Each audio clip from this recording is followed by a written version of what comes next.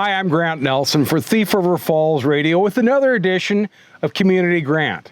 Today, I want to talk about something that's near and dear to my heart, the Farmall tractor. And in this particular case, the Farmall M. My Farmall M. The Farmall M was a tractor really that I grew up on back in Viking. Now, the bucket I'm sitting in right now is on an F11 farmhand loader, which is hand in a glove with the Farmall tractor, but the one I grew up with was the F10 loader. That's the one with the big frame that goes around with it. This is the F11, and it would be hard to tell the story of the M without telling a little bit about the F11. The F11 was one of those loaders that really allowed people to do some pushing. If you look behind me here, there's basically a bulldozer blade that marries up to the bucket. So farmers back when this old tractor was made and this loader was paired with it could do a little work around the farm. A lot of people like to move some corn silage, that sort of thing with it.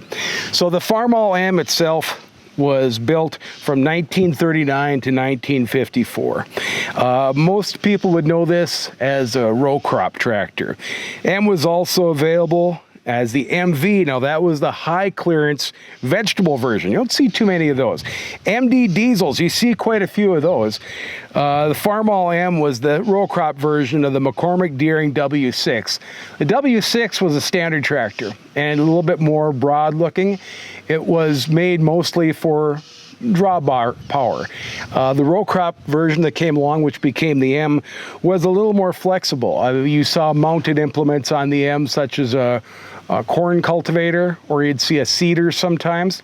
My dad was very proud of how he could take the F10 loader off the farmhand and put the cultivator on like in a morning. And that was an incredible amount of work. Nowadays, I get a little bit overwhelmed having to switch off something on 3-point. This was a major operation that they did way back when.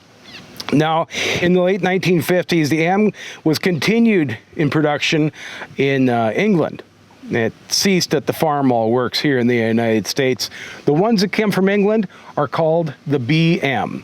Now, the M myself, this is my third one. My first Farmall M was almost exactly like this, including, I think, both leaking front hydraulic cylinders. We'll get that fixed up after a while. Then I had my dad's Farmall M. That was probably a 1941 or a 42 version, and that had the F10 loader on it. Now the F10 loader, of course, would lift up to 21 feet, and my dad would take that loader and put it up to the second level of a window and change out storm windows. Back when I was a little boy, he also did an awful lot of work with that. The F11 will only go up to about 17 feet. However, it's a little bit more flexible loader. It also transfers weight nicely to the rear wheels, and you can really do some pushing with it, which, if you look at most Farmall F11s, you'll see there's quite a bit of welding on them, because the work that you could do with them, especially if you got a little bit of horsepower behind it, was probably a bit more than they were actually made for. And the F11 survived into the era of the big round bale too, so they got to do some real heavy work.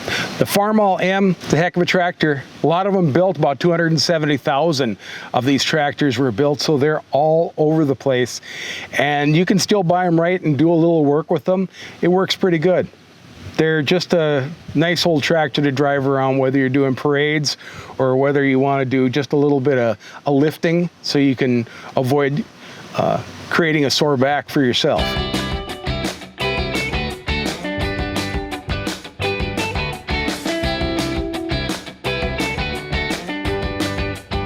This is it, the Farmall M and the F11 loader. You know, I may talk a lot about practicality, about having a little loader around to help me lift a few things, do some work around the yard, but the honest truth is it just brings me back in time. It brings me back to thinking about my dad with his M, thinking about growing up in Viking on a dairy farm, and just really enjoying that simple life with a good old simple tractor. I'm Grant Nelson for Community Grant and Thief River Falls Radio.